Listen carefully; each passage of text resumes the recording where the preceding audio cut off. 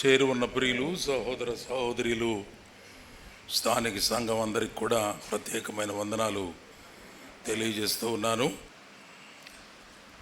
దేవుని పరిశుద్ధ గ్రంథంలో మన కొరకు వ్రాయబడినటువంటి మాటలన్నీ కూడా ఈ భూలోకంలో ప్రభు కొరకు మనం ఎలా సాక్షులుగా జీవించాలో, ఎలా దేవునికి మహిమ తేవాలో అనేటువంటి విషయాలు దైవ గ్రంథంలో ఎన్నో సంగతులు వ్రాయబడి ఉన్నాయి. మనము ప్రతి మీటింగ్లో ఏదో ఒక విషయాన్ని ప్రస్తావన చేసుకొని దేవుని ఉద్దేశం ఏమిటి, దేవుని ఆలోచన మన పట్ల ఏమై ఉన్నది అని మనం ఆలోచన చేస్తాం. యేసు ప్రభువారు కొండ మీద ఒక ప్రసంగం చేశాడు. దానిని కొండ మీద ప్రసంగం అంటారు, సెరమన్ ఆన్ ద మౌంట్ అంటారు.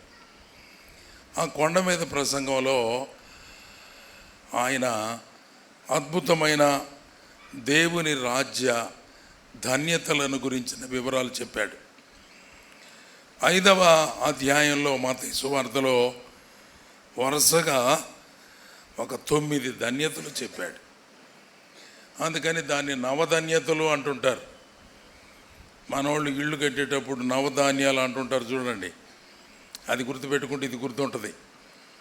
నవధన్యతలు, దేవుడు మనకు నవధన్యతలు ఇచ్చాడు.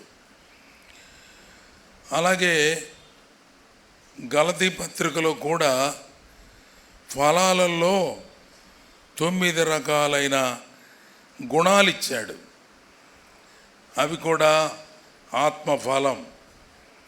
ఆత్మఫలము ఏమనగా ప్రేమ, సంతోషం, సమాధానం, దీర్ఘశాంతం, దయాళుత్వం, మంచితనం, సాత్వికం, విశ్వాసం, ఆశానిగ్రహం. 9 ఆత్మఫలములో కూడా 9 రకాలైన గుణాలు కలిగిన ఫలం.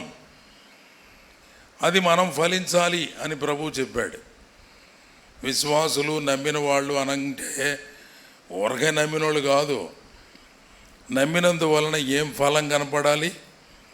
ఆత్మఫలము కనపడాలి. ఆత్మఫలము కనపడాలి. ఇవన్నీ ఫలాలు కాదు, బైబిల్లో రాసింది ఆత్మఫలము. అది రోజు చెప్పుకుంటానే ఉంటాం. ఈ ఆత్మఫలం సంగతి వచ్చినప్పుడల్లా ఒక బత్తాకాయ కానీ, కమలాకాయ కానీ, నారింజ కాయ కానీ, ఆ సిట్రస్ జాతికి చెందినటువంటి ఫలాలు మనం గమనిస్తే అందులో 9 బద్దలు ఉంటాయి, 9 తొనలు ఉంటాయి. అదంతా ఒకటే ఫలం.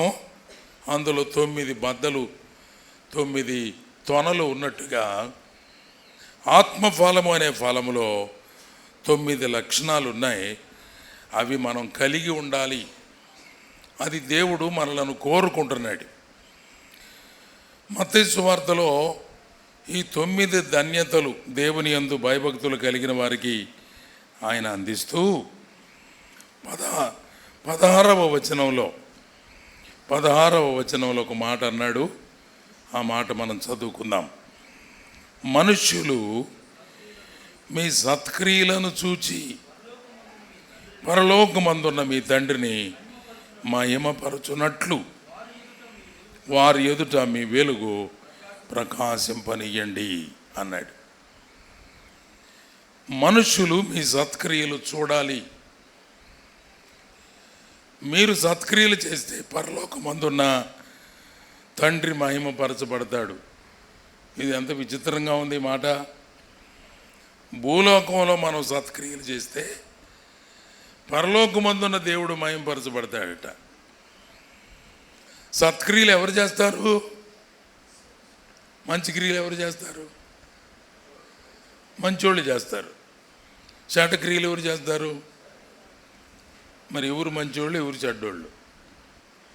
ఇది తేలేదు ఎట్లా? నేను కొన్ని మంచి చేస్తా, కొన్ని చెడ్డ చేస్తా. నేను మంచోడినా చెడ్డోడినా? మంచి చేస్తే మంచోడు, చెడు చేస్తే చెడ్డవాడు. మంచివారు మంచి క్రియలు చేస్తారు, చెడ్డవారు చెడ్డ క్రియలు చేస్తారు, నీతిమంతులు నీతి క్రియలు చేస్తారు, దుష్టులు దుష్టక్రియలు చేస్తారు. ఇది తేల్చడం చాలా కష్టం కదా. వీళ్ళల్లో మంచోళ్ళు ఎవరు చెప్పండి, వీళ్ళల్లో చెడ్డోళ్ళు ఎవరు చెప్పండి అంటే ఎవరు? ఏ జడ్జి కెన్ జడ్జ్ ఇట్? ఏ జడ్జి గారు ఈ తీర్పులు తీర్చగలరు? చాలా ఇబ్బందికరమైనటువంటి సంగతి. According to the word of God, దేవుని వాక్యాన్ని ఆధారంగా చేసుకొని మనం ఆలోచన చేస్తే మానవుల్లో మంచోడే లేడు, నీతిమంతుడు లేడు. రోమీలకు వ్రాసిన పత్రిక 3వ అధ్యాయం 11వ వచనంలో ఏం చెప్పబడిందంటే, నీతిమంతుడు లేడు ఒక్కడు కూడా. కాబట్టి అందరూ చెడ్డోళ్లే. మేలు చేసేవాడు ఎవరు లేరు, దేవుని వెతికేవారు లేరు, గ్రహించేవారు లేరు, అందరూ త్రోవ తప్పి వెళ్ళిపోయేవాళ్ళే. నీతిమంతుడు లేడు. అలాగైతే ఇప్పుడు మనుషుల్లో నీతిమంతులు ఉన్నారా అని మనం చూస్తే, దేవుడే చెప్పినటువంటి వాక్య లేఖనాల ప్రకారంగా నీతిమంతుడు లేడు, ఒక్కడు కూడా లేడు. సో గాడ్ జడ్జిమెంట్, దేవుని యొక్క తీర్పు ఎలాంటిది అంటే, ఆయన దృష్టిలో మానవుల హృదయం పాపము చేత, కల్మషం చేత, అపవిత్రత చేత నిండుకొని ఉండగా, హృదయము ఘోరమైన స్థితిలో ఉండగా, మంచి అనేది లేకుండా ఉండగా, అందరూ దుర్మార్గులే, అందరూ దుష్టత్వం కలిగిన వారే, అందరూ అనీతిమంతులే. అయితే మనకు కలిగిన గొప్ప భాగ్యం, ధన్యత ఏమిటి అంటే, నీతిమంతుడైన ప్రభు అనీతిమంతులమైన మానవుల కోసమై తాను రక్తము చిందించి పాపాలు క్షమించి నీతిమంతులుగా మనలను మార్చాడు. ఇది విచిత్రమైన సంగతి. వాస్తవానికి మనం ఎవరూ నీతిమంతులం కాదు, ఎవరు మంచివారం కాదు. యేసు ప్రభు రక్తములో కడగబడుట ద్వారా, క్రీస్తు ప్రభువునందు విశ్వాసముంచుట ద్వారా ఆయన మనలను ఉచితంగా నీతిమంతులుగా తీర్చాడు. రోమీలకు వ్రాసిన పత్రిక 3వ అధ్యాయం 24వ వచనం. కాబట్టి నమ్మువారు ఆయన కృప చేతనే క్రీస్తు యేసునందలి విమోచనము ద్వారా ఉచితంగా నీతిమంతులుగా తీర్చబడుతున్నారు. నమ్మేవారు, యేసు ప్రభువును నమ్ముకున్నవారు, అటువంటి వారికి దేవుడిచ్చిన గొప్ప కృప ఏమిటి అని అంటే, ఉచితంగా మనలను నీతిమంతులుగా తీర్చాడు. ఇది దేవునిలో మనకు దొరికిన ఆనందం. వాస్తవానికి దేవుని దృష్టిలోనే మనం నీతిమంతులం కాదు.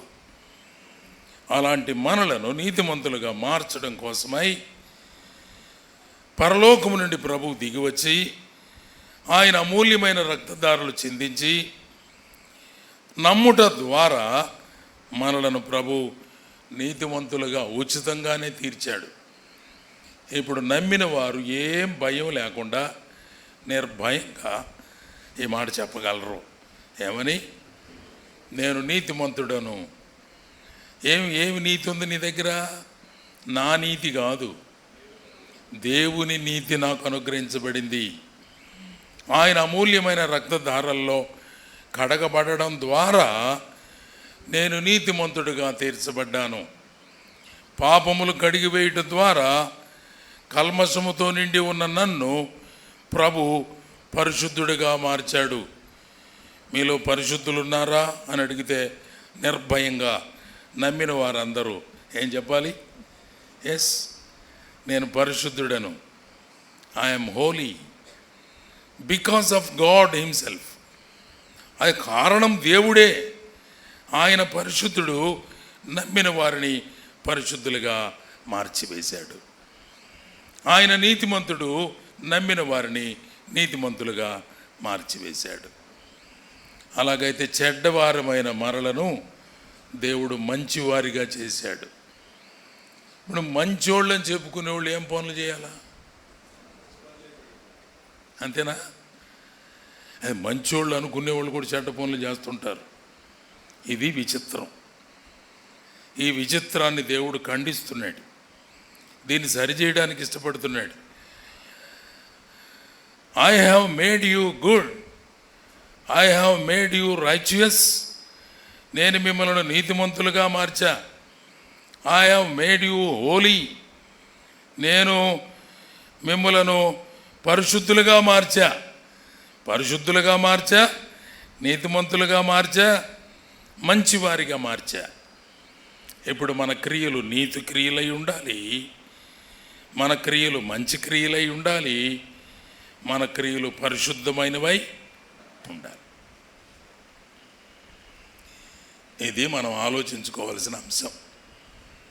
అందుకనే మనము సత్క్రియ చేయాలి. సత్క్రియలు ఎవరు చేయగలుగుతారు అంటే రక్షించబడి నీతిమంతులుగా, పరిశుద్ధులుగా, మంచివారిగా ఎవరు మార్చబడ్డారో వారు చేయగలుగుతారు. వారు చెయ్యాలి, అంతే. It is a compulsion. వారు ఖచ్చితంగా చేయాలి. లేకపోతే ఒక పండితుడికి ఒక కుమారుడు ఉన్నాడు. ఆయన ఆ ఊర్లో మంచి పేరున్నవాడు, విద్యావంతుడు. కుమారుడికి చదువులే రాట్లా, పొట్టబడి అక్షరం లేదు. వాళ్ళ నాన్న ఏమంటాడు మీరు చెప్పండి? ఏమంటాడు? పండిత పుత్ర సుంట, ఒరే పండితుడికి పుట్టావు కానీ నువ్వు సుంటవిరా, నీకు ఒక్క మాట కూడా రావడం లేదు. బాధపడతాడు. నేను మంచివారిగా వీరిని సిద్ధపరిచా, నీతిమంతులుగా మార్చా, పరిశుద్ధులుగా వారిని తీర్చా. అటువంటి వారు పరిశుద్ధమైన క్రియలు చేయాలి, మంచి పనులు చేయాలి, సత్క్రియలు చేయాలి. లోకంలో నా కొరకు సాక్షులుగా మీరుండాలి. ఇదే యేసుప్రభువు వారు చెప్పారు. ఏమని? మీ సత్క్రియలు భూలోకములు చేయడం ద్వారా పరలోకమందున్న నా తండ్రి మహిమపరచబడతాడు. ఒకవేళ మన సత్క్రియలు చేయకపోతే దేవుని నామానికి ఏమొస్తుంది చెప్పండి? అవమానం వస్తుంది. యేసుప్రభు గారు కూడా అలాగే అన్నారు, మిమ్మును బట్టియే కదా నా నామము అన్ని జనుల మధ్య దూషించబడతా ఉంది. If you are good, people will glorify me. If you are bad, people will put shame upon me. నా మీద అవమానాన్ని చల్లుతారు వాళ్ళు, అవమానపు మాటలు అంటారు. ఈ దేవుడేమింత పరిశుద్ధుడంట, వీళ్ళ దగ్గర ఒక పరిశుద్ధమైన పని కూడా లేదు. ఈ దేవుడేమో నీతిమంతుడంట, వీళ్ళ దగ్గర నీతి కార్యాలు లేవు. సత్క్రియ కలిగి ఉండాలి. తేలు చెడ్డది కనుక అది ఏ పని చేసినా చెడ్డ పనే. నీతిమంతుడు మంచివాడు కనుక ఏం పనులు చేయాలి? అనుమానం లేకుండా మంచి పనులే చేయాలి.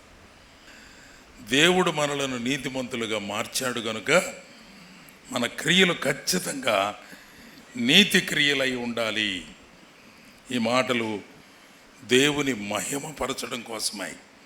రెండవ మాట గమనించండి. తిమోతికి వ్రాసిన మొదటి పత్రిక 6వ అధ్యాయం 17-18 వచనాలు. తిమోతికి వ్రాసిన మొదటి పత్రిక 6వ అధ్యాయం 7-8 వచనాలు. మనం ఈ లోకములోనికి ఏమీయూ తేలేదు, దీనిలో నుండి ఏమీయూ తీసుకొని పోలేము. కాగా అన్న వస్త్రములు గలవారమై ఉండి వాటితో తృప్తి పొంది ఉందము, తృప్తి కలిగి ఉందము. Let us be satisfied. మనము తృప్తి కలిగిన జీవితాలు కలిగి ఉండాలి. దేవుని పిల్లల దగ్గర ఉండవలసిన లక్షణం ఏమిటి అని అంటే నాట్ డిస్సాటిస్ఫాక్షన్, అసంతృప్తి కాదు. ఏం కలిగి ఉండాలి? తృప్తి కలిగి ఉండాలి. What all we possess today, మనము కలిగి ఉన్నది ఏదైనా కూడా దేవుని ద్వారా మనకు అనుగ్రహించబడిందే. దేవుడే మనకిచ్చాడు. Your life, your education, your job, your position, your position, what all, నీ జీవితం, నీ ఆరోగ్యం, నీ అంతస్తు, నీ ఉద్యోగం, నీ చదువు, నీ కలిగిన సమస్తం దేవుని ద్వారా అనుగ్రహించబడినది అని అర్థం చేసుకోవాలి మనం. God gives it. అందుకే మనం దేవునికి థ్యాంక్స్ చెప్తాం, కృతజ్ఞత చెప్తాం. దేవుడు ఉన్నాడు అని నమ్మేవారు, దేవుడు సహాయం చేసేవాడని నమ్మేవారు, దేవుడే మన సృష్టికర్త అని నమ్మేవారు, మన జీవితంలో సంభవించే ప్రతి అంశం కూడా దేవుడే జరిగిస్తున్నాడని మనం నమ్ముతాం. అందుకే కదా ప్రభువుకు మనం కృతజ్ఞత చెల్లిస్తాం. We thank God for all is good things. God is good. దేవుడు ఎలాంటి వాడు చెప్పండి? మంచివాడు, దేవుడు నీతిమంతుడు, దేవుడు పరిశుద్ధుడు, సద్బోధకుడు. ఆయన జీవితంలో ఏం చేసినా ఏం చేస్తాడు చెప్పండి? సత్క్రియే చేస్తాడు. ఏం చేసినా ఏం చేస్తాడు? యేసుప్రభు అంటున్నాడు, మీరు నాలాగా ఉండరా బాబు, మీరు నాలాగా మారాలి. దాని పేరు ట్రాన్స్ఫర్మేషన్. ఆ మార్పు చెందడాన్ని చేంజ్ అంటాం. చేంజ్ అంటే అటు ఇటు కావచ్చు, ఇటు అటు కావచ్చు. ట్రాన్స్ఫర్మేషన్ అంటే, రూపాంతరం అంటే మార్పు ఒక దిశే, రివర్స్ ఉండదు. మార్పు ఒక దిశలోనే. గొంగళి పురుగు సీతాకోక చిలుకగా మారితే సీతాకోక చిలుక గొంగళి పురుగుగా మారిద్దా మళ్ళా? ఇంకెన్నడు మారదు. అలాగున పాపి పరిశుద్ధుడైతే రివర్స్ ఉండకూడదు. అనీతిమంతుడు నీతిమంతుడైతే రివర్స్ ఉండకూడదు. దాని పేరు ట్రాన్స్ఫర్మేషన్, రూపాంతరము చెందుట. రోమపత్రికల మాటలు రాసి ఉన్నాయి. సమయం లేదు కనుక నేను అవన్నీ చూపించటం లేదు. కానీ విశ్వాసి అయిన వాడు రూపాంతరం చెందినవాడు, మంచి క్రియలు చేయడం కోసమే నిర్దేశించబడినవాడు, నీతి క్రియలు చేయడం కోసమే నిర్దేశించబడినవాడు, పరిశుద్ధమైన క్రియలు చేయడం కోసమే ఉద్దేశించబడినవాడు. అందుచేత మనం అలాంటి పనులు చేయాలి. ఇప్పుడు చదివిన మాటలో ఏం చదివాం? తృప్తి కలిగి ఉండాలి. అన్నము వస్త్రము కలిగి ఉంటే తృప్తి. ఎవరు ఈ భూలోకంలో ధనవంతులు అని అంటే తృప్తి కలిగిన వాళ్ళే ధనవంతులు. డబ్బులు ఇన్ని కోట్లుంటే కాదు ధనవంతులు, ఇన్ని లక్షలుంటే కాదు ధనవంతులు, ఎంత బంగారం ఉంటే కాదు ధనవంతులు, పలాని స్థాయి ఉంటే కాదు ధనవంతులు. when you have satisfaction in your heart, you are rich. ధనవంతులు ఎవరు అని అంటే ఉన్నదానితో సంతృప్తి కలిగి ఉన్నవారే ధనవంతులు. ఈ సత్యాన్ని మనం అర్థం చేసుకోవాలి. ఓకే, 3వ మాటగా చూడండి, తీతు పత్రిక 2వ అధ్యాయం 7వ వచనం. తిమోతి పక్కనే ఉంటుంది. తీతు పత్రిక 2వ అధ్యాయం 7వ వచనం. పరపక్షమందు ఉండేవాడు మనలను గూర్చి చెడు మాట ఏది చెప్పనేరక సిగ్గుపడినట్లు అన్నిటి యందు నిన్ను నీవే సత్కార్యముల విషయమై మాదిరిగా కనపరుచుకొనుము. మాదిరి ఉండాల. ఏ విషయాల్లో మాదిరి? సత్క్రియల విషయమైన మాదిరి కలిగి ఉండాలి. పరపక్షములో ఉండేవాడంటే మనకు వ్యతిరేకంగా ఉన్నవాడు. మనమంటే గిట్టని వారు, మనమంటే పడనోళ్ళు. మనమంటే పడినోళ్ళు మన గురించి మంచి మాట చెబుతారా? మామూలుగా చెప్పరు. మనం ఎంత మంచోళ్ళు అయినా వాళ్ళు అంత చెడోళ్ళు లేరు అంటుంటారు, అంతేగా. కానీ శత్రువైన వాడు కూడా ఏమనాలి? పరపక్షమందున్న ఉన్నవాడు కూడా మనలను గురించి చెడు మాట ఏది చెప్పకూడదు. అంటే వాడికి ఇంక చెప్పడానికి ఏమీ లేదన్నమాట. దుర్మార్గుడిని కూడా మేలు చేస్తాడండి ఆయన. ఎంత చెడ్డవారికి కూడా మంచే చేస్తాడండి, సహాయమే చేస్తాడండి అనేటువంటి మాటలు మనము పొందుకోవాలి, మనం గ్రహించాలి. నిన్ను గూర్చి నీవే సత్కార్యముల విషయమై మాదిరిగా ఉండాలి, మోడల్గా ఉండాలి. మనము మాదిరికరమైన జీవితాన్ని జీవించవలసి ఉంది. అందుచేత సత్క్రియలు అనేవి దేవునికి మహిమ తెస్తాయి. అవి మాదిరి జీవితాన్ని కూడా ఇస్తాయి. మాదిరి కలిగిన వారంగా మనం ఉండాలి. మనకంటే ముందున్న పౌలు భక్తుడు, స్టెఫను భక్తుడు, బర్నబా, బైబిల్ గ్రంథంలో ఉన్న క్యారెక్టర్స్ వరుసగా వాళ్ళ గురించి కానీ ఆలోచన చేస్తుంటే వారి జీవితాలలో మాదిరి కనబడతా ఉంది. వారు మాదిరి అంటే మనము అనుసరించడానికి యోగ్యమైన ప్రవర్తన వారు కలిగిన వారుగా ఉన్నారు. రైట్? అలాగున మనం వారు చాలా పర్ఫెక్ట్ అండి. వారు డిసిప్లిన్ లైఫ్, ఆర్డర్లీ లైఫ్, భయభక్తులు కలిగిన జీవితం, క్రమశిక్షణతో కూడిన జీవితం, మాదిరికరమైన జీవితం. ఇది సాక్ష్యం. ఈ సాక్ష్యం దేవుని పిల్లలైన వారందరూ కూడా పొందుకోవాలి. హెబ్రీలకు రాసిన పత్రిక 10వ అధ్యాయం 24వ వచనం. హెబ్రీ 10:24. కొందరు మానుకొనుచు ఉన్నట్లుగా సమాజముగా కూడుట మానుకొనక ఒకరిని ఒకడు హెచ్చరించచ్చు. ఆ దినము సమీపించుట మీరు చూచిన కొలది మరి ఎక్కువగా అలాగు చేయుచు ప్రేమ చూపుటకును సత్కార్యములు చేయుటకును ఒకరిని ఒకడు పురుకొల్పుకోవాలని ఆలోచింతము. ఆ దినం సమీపించే కొలది, అది ప్రభు రాకడ దినం.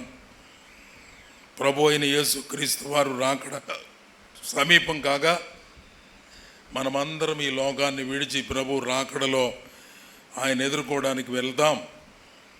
అందుచేత ఆయన రాకడ దినం అని చెప్పడంలో ఉద్దేశం సమయము తక్కువగా ఉన్నది, సమయం ఎక్కువ లేదు, నిదానంగా చేయొచ్చులే. పరీక్షల కోసం సిద్ధపడేవాడు జూన్ జూలై నెలలో బడి ప్రారంభమైతే ఇంకా నెలలన్నీ 5-6 నెలల దాకా ఏమి చదవరు. వారు కాలేజీకి పోవటం, రావటం, పుస్తకాలు ఆడ స్టైల్గా తీసుకెళ్ళటం, ఆడ పడేయటం. పరీక్షలు ఫిబ్రవరిలో అని చెప్పారు. ఇంకా డిసెంబర్ కానించి మొదలైంది వాడి బాధ. డిసెంబర్ బాగా చదవాలా అనుకుంటూ ఉంటాడు. డిసెంబర్ అంతా జనవరి నెలలో ఏమేం చదవాలా పుస్తకాలు తెచ్చుకుంటాడు. ఇప్పుడు పరీక్షలు వచ్చింది ఫిబ్రవరి నెలలో, పుస్తకాలు తెచ్చుకునేది జనవరి నెల అయితే ఇంకా ఫిబ్రవరి నెలలో ఏం పరీక్షలు రాస్తాడు మీరు చెప్పండి? టీచర్లు ఎప్పుడు కూడా పరీక్ష దినాలు దగ్గర పడ్డప్పుడు హెచ్చరిస్తారు, రేయ్ టైం లేదు చదువుకోండి అంటుంటారు. టైం లేదు, 2 నెలలు ఉండే అంటాడు వాడు, అంటాడు అనమాట, చాలా టైం ఉన్నట్టుగా. ఆ అయిపోద్ది వరకనే, టైం అయిపోగానే ఇంకా రాత్రులు నిద్ర లేకుండా కష్టపడి తేరా పరీక్షలు టయానికి జ్వరం వస్తుంది వాడికి. ఎట్లాంటి పిచ్చి పనులు చేయకుండా జాగ్రత్త పడాలా. విద్యార్థులైన వారు, దేవుడు విశ్వాసులైన వారికి చెబుతున్నాడు, రాకడ సమీపమైంది. Our Lord is at hand. ఆయన రాకడ బహు సమీపముగా ఉంది. ఇదిగో నేను త్వరగా వచ్చుచూ ఉన్నాను అన్నాడు ప్రభు. ఆలస్యం చేయడు ఆయన. ఎందుకు ఆలస్యం చేస్తున్నాడు? ఇప్పటిదాకా ఎవరు నశించిపోవడం ఆయనకి ఇష్టం లేక, అందరూ మారు మనసు పొందాలని ఓపికతో కనిపెట్టుకొని ఉన్నాడు. అంతే తప్ప ఆయన రాకడకు సూచనలు జరగక కాదు, అయిపోక కాదు. అందుకని మనల్ని ఏం చేయమంటున్నాడు?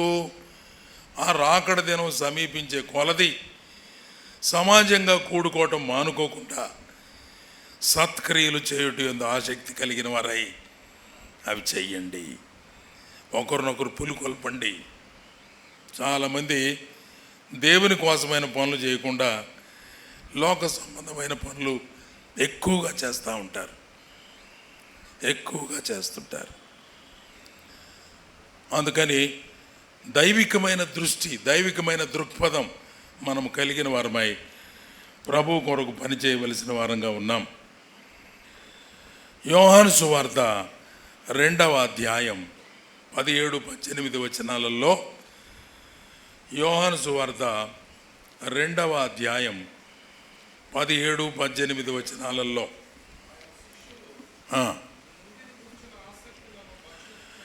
నీ ఇంటిని గురించిన ఆసక్తి నన్ను భక్షించుచూ ఉన్నది.